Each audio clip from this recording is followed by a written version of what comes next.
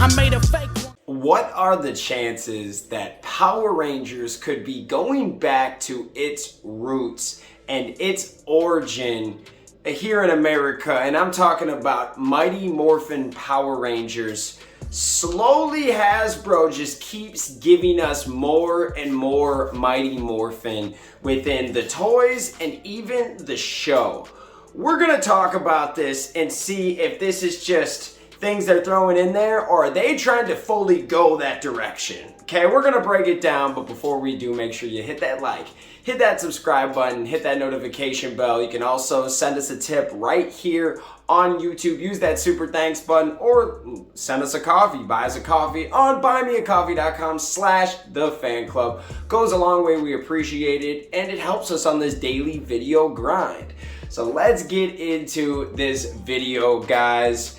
As you guys have known, if you follow Power Rangers, over the last few years since Hasbro has taken over, they have really upped the ante on Mighty Morphin toy sales and appearances of characters and villains from the original. So, with Beast Morphers, you had Austin St. John, the original Red Ranger, Jason, come back and play the Red Ranger, and then Goldar came back. Goldar Maximus. Still a little bit different Goldar, but it was Goldar. They even had like a Halloween episode. It was like a clip scene, and it was all about past villains, okay? So they are trying to at least focus somewhat on the old villains.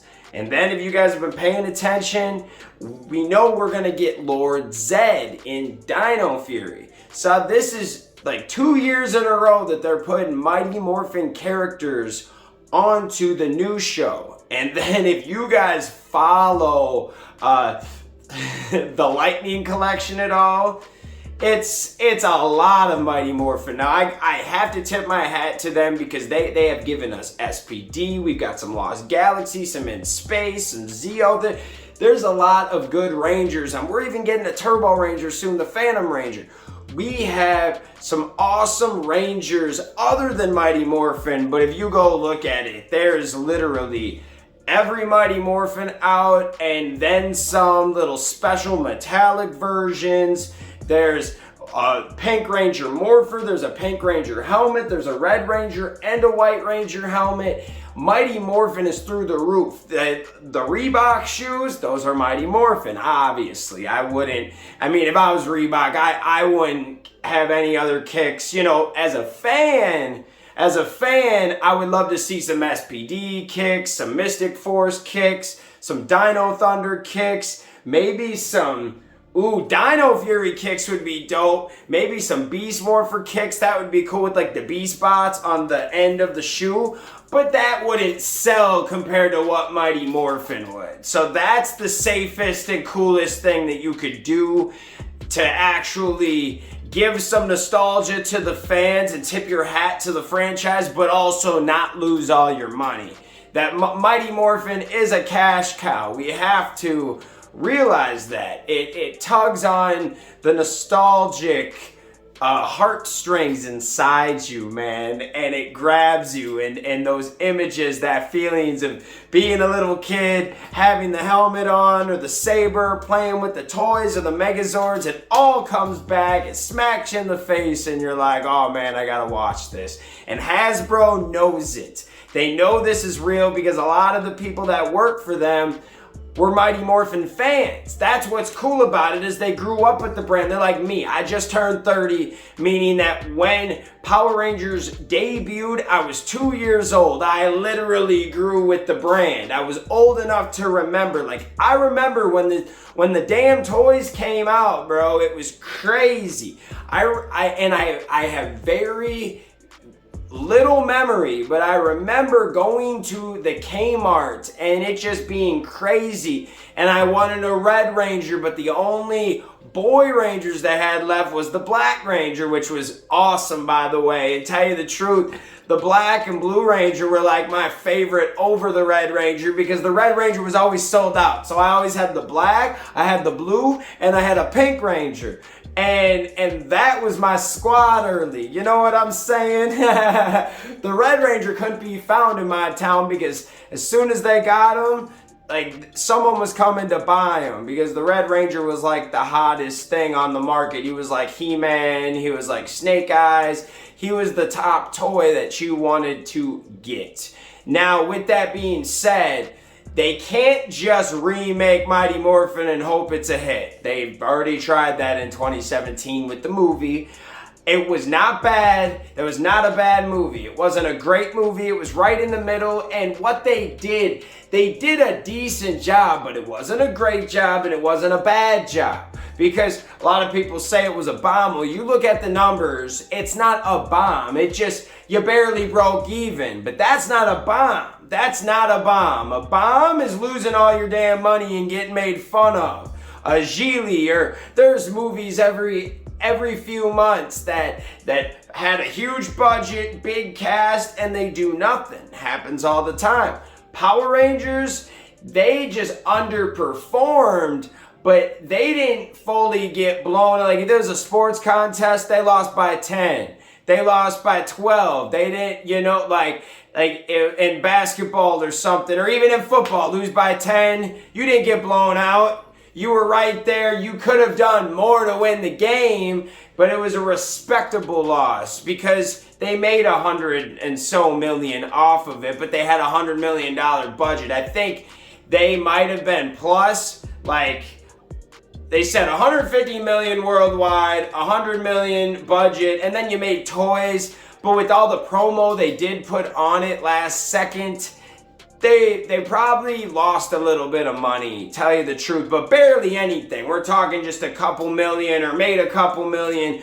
Definitely not a success. No one's calling 2017 movie a success. I just don't think it was a bomb.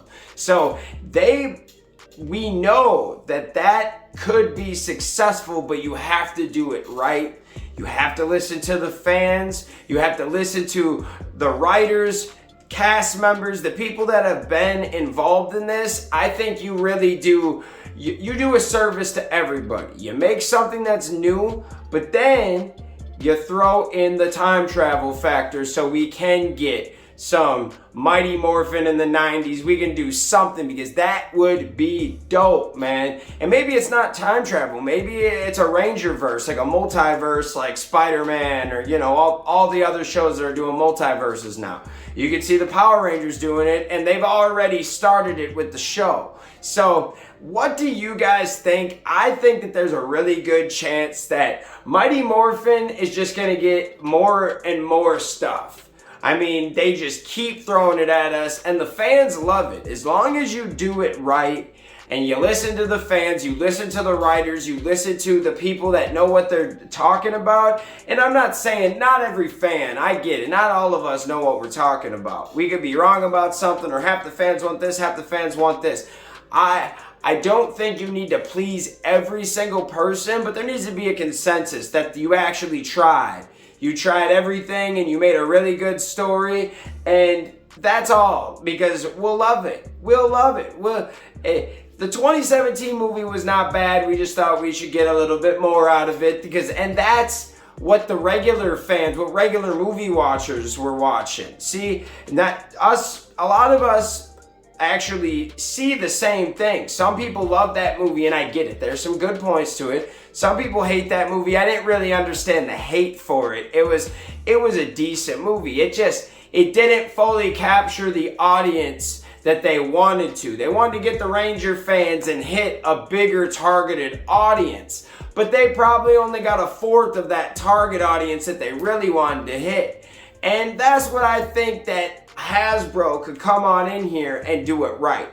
Come up with a really crazy story, bring back old cast members, bring in some money and pay some money to get a top actress, actor, like maybe one or two of the upcoming rising superstars in the world. Like, I'm just spitting out ideas, but like a Millie Bobby Brown, like somebody like that, get a star and do it right, because you could do 1,000 things here. And we're gonna be talking about a TV show to go with the actual movie, and that's where they could just do whatever they wanted there. You could do some Mighty Morphin, you could do some teams together, dude. That would be crazy if like there was a show with like Turbo and Mighty Morphin and some new Rangers. Oh, good God. The sky's the limit. When we interviewed Austin St. John, that was like the biggest thing I took away from him, was he said, I'm hopeful they can do a lot more now. They could take it all the way back. They could take it all the way to the future. They could take a hard right, a hard left. They could do whatever they wanted to do now. And he's hopeful, and I agree. I think that it's going to be amazing to watch this brand grow and grow more with Hasbro. And there's a lot of haters, oh, Hasbro, blah, blah, blah. Dude, they're doing more in the last, what, they've had this 2-3 years? They've had the franchise 2-3 years. They're doing more. Like, I have seen more cool stuff come out for Power Rangers in the last few years than Bandai and Saban had in that, what, 8-9 year run they had since they bought it from Disney again. Nah, like, we're good, bro. We're good on Saban. We're good on Nickelodeon. I love what Hasbro's doing there. I love that they're just going straight streaming and getting rid of the old stuff that's costing them money and bringing them down. Just cut until you're free, bud. Let's go. Let me know what you think in the comments. We love you guys so much. Thanks for watching, and we'll see you next time. Peace. I can't do this on my own, 'cause you know things ain't always sweet when you out here in these streets. But my Morphin when it morph, I made a fake